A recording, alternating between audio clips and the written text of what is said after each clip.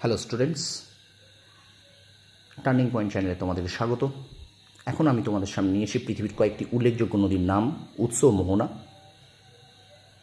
এখান থেকে আমরা খুব গুরুত্বপূর্ণ কিছু টপিক পড়ব। নদীর নাম, সেই নদীর উৎস এবং সেখানকার মোহনা, সেই নদী কোথায় পড়েছে সেটা। চলো শুরু করি আজকের ক্লাস। প্রথম দেখো এশিয়া মহাদেশের উল্লেখযোগ্য কয়েকটি নদী, সেই নদীগুলোর সম্পর্কে আমরা জানব।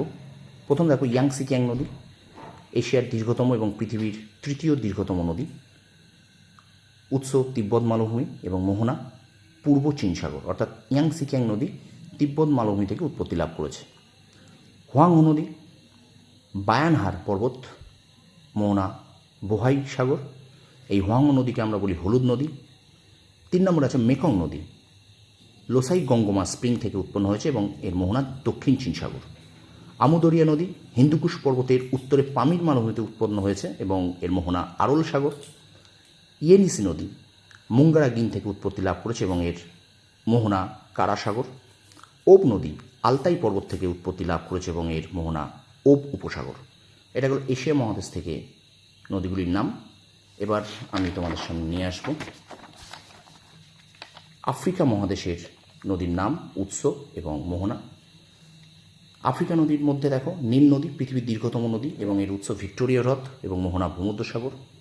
কঙ্গো নদী, এর উৎস টাঙ্গানিকা হ্রদ এবং মোহনা আটলান্টিক মহাসাগর।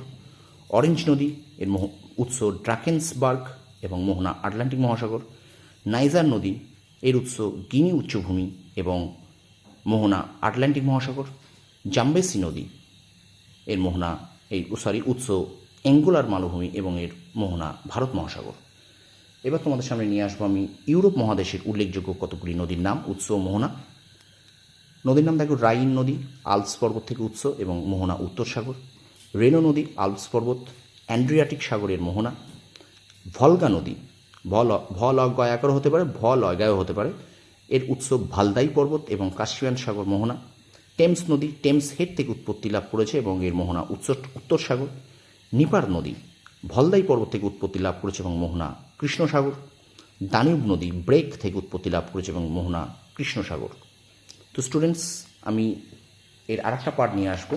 এটা ফার্স্ট পার্ট, পৃথিবীর উল্লেখযোগ্য কয়েকটি নদীর নাম, উৎস ও মোহনা।